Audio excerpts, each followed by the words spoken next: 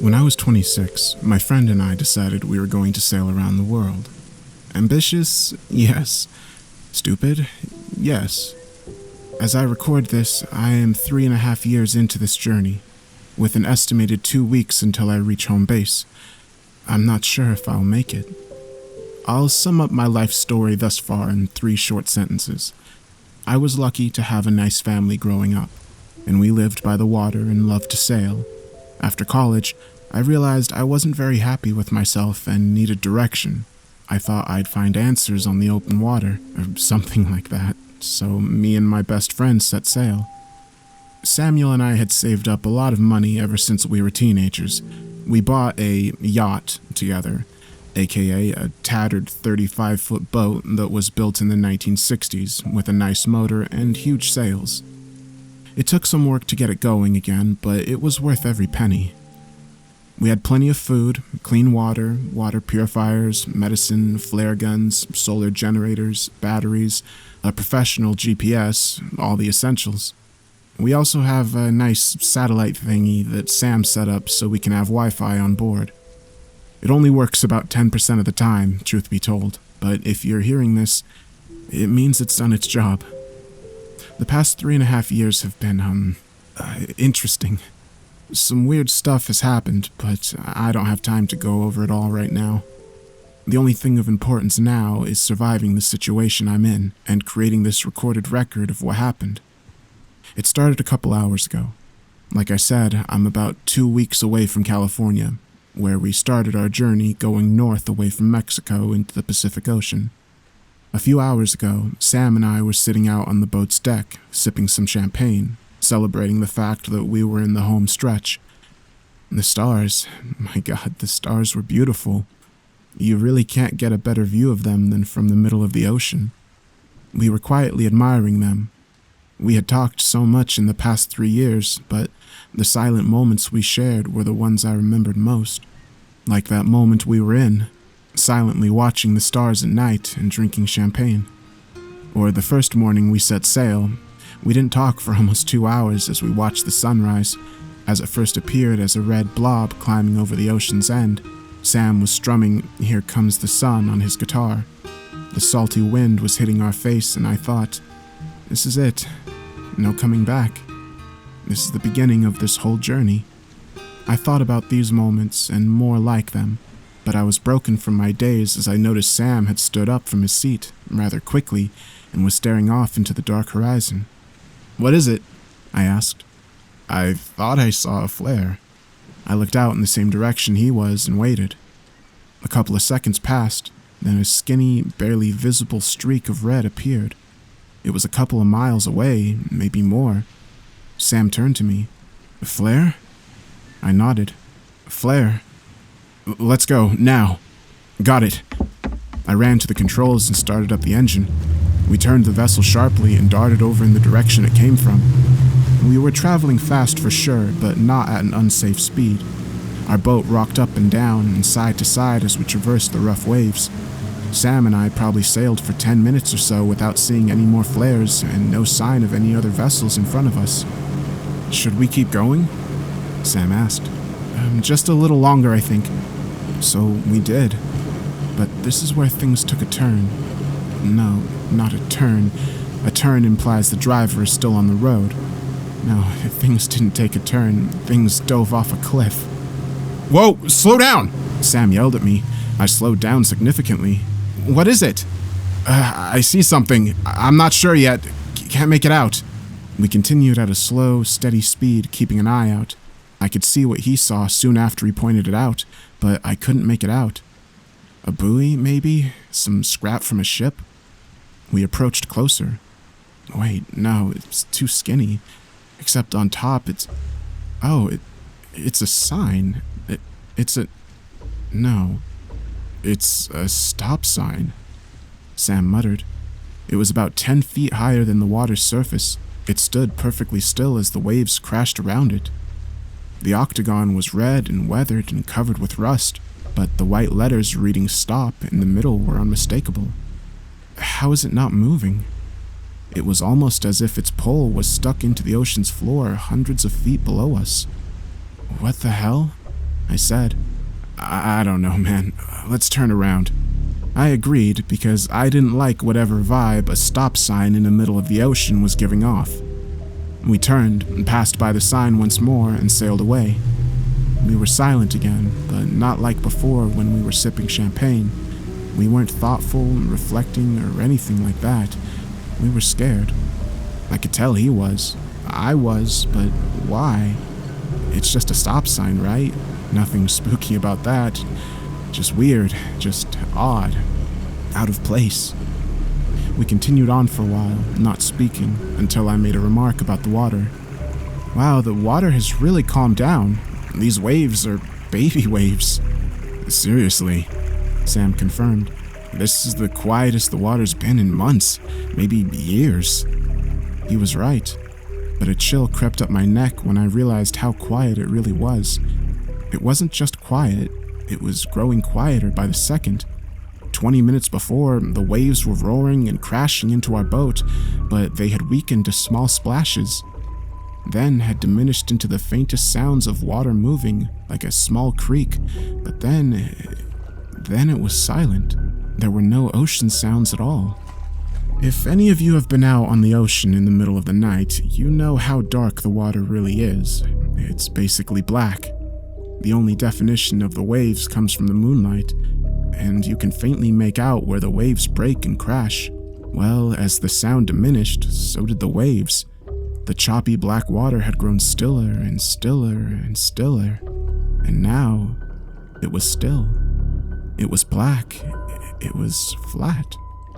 It looked like there was no ocean. There was no reflection from the moon or stars anymore. There was nothing beneath our boat but darkness. Sam turned to me. He didn't have words, but his petrified expression confirmed that I wasn't going crazy. We both moved towards the side of the boat's deck and looked down where the water should be. Looking straight down was an odd experience.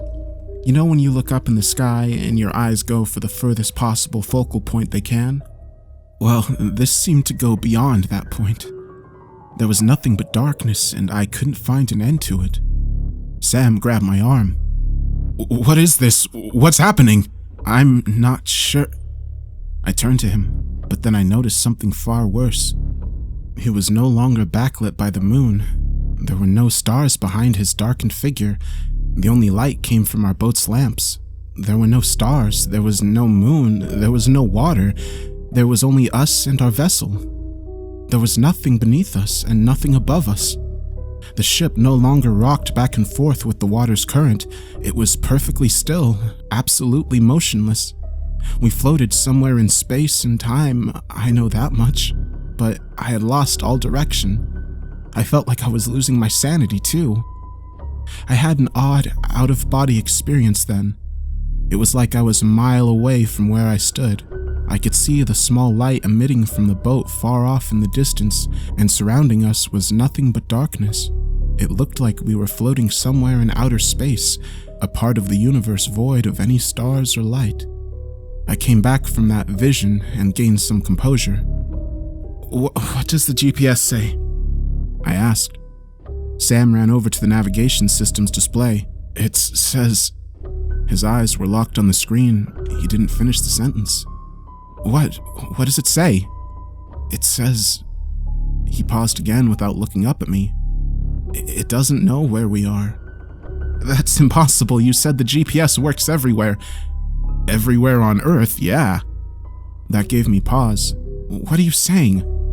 He still looked at the screen. He ignored my question and asked one of his own. I'll never forget his words. Does it feel like we're falling to you? No, I started to say, but after he asked that, it did. Kind of. Before, it felt like we were floating on stagnant water in complete darkness, but now, I felt that drop in my stomach. My heart was beating faster. It felt like I was lighter, like my feet were barely putting any weight on the deck's surface, like the boat was about to fall away and leave me behind, floating by myself in the dark. No, I reconfirmed, though I wasn't sure what I really believed. It could have been my imagination. I didn't want to accept the fact that we were falling into what? No, I said a third time. We aren't falling, it's just dark. It's messing with your senses.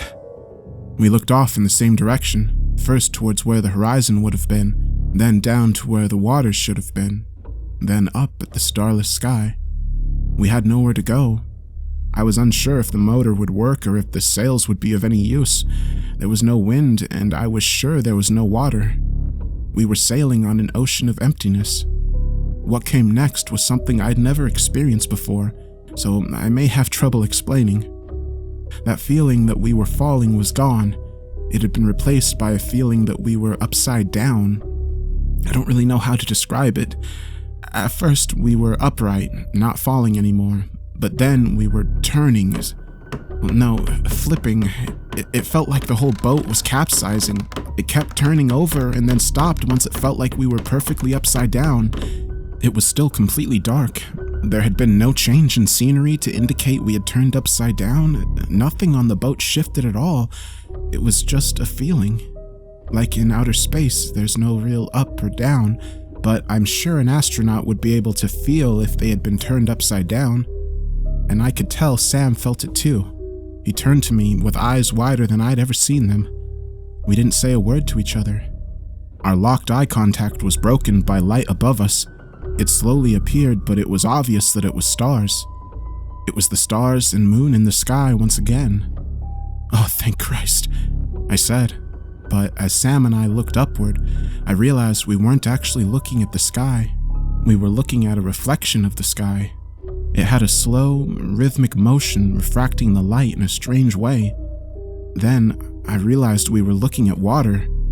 I looked overboard and saw that beneath us was the night sky, beautiful and bright now, unmoving, and above us was the ocean, daunting and dark but reflecting every star off its surface.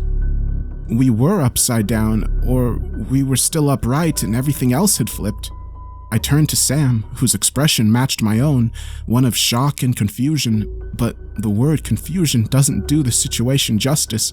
It was beyond my ability of comprehending something as a human. He looked at me. His expression had turned to sorrow. He looked like he was about to burst into tears that second. "Help!" he whimpered.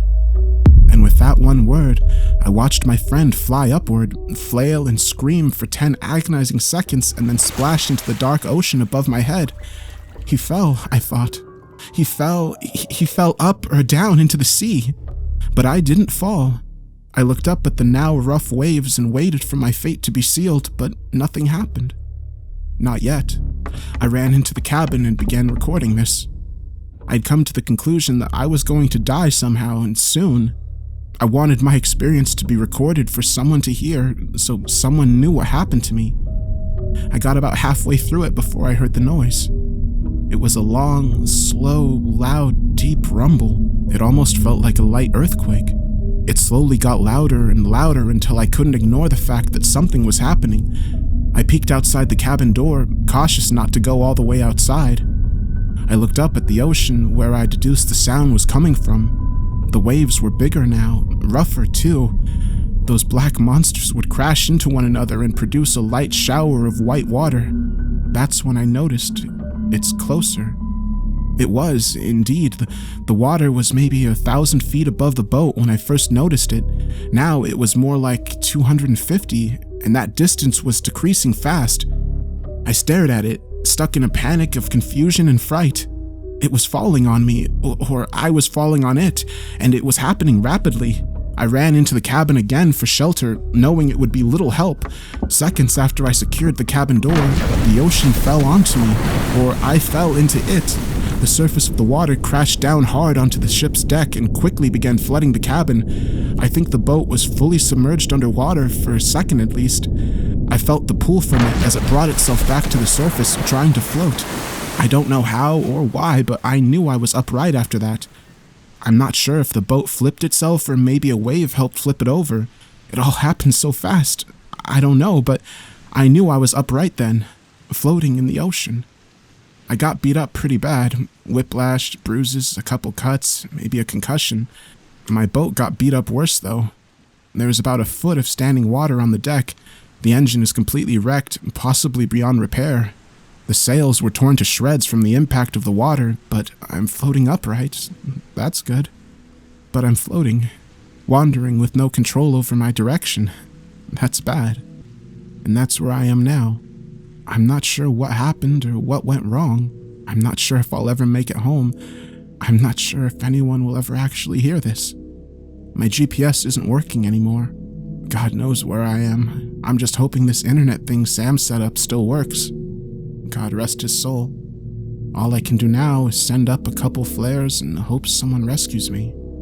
It's still so dark.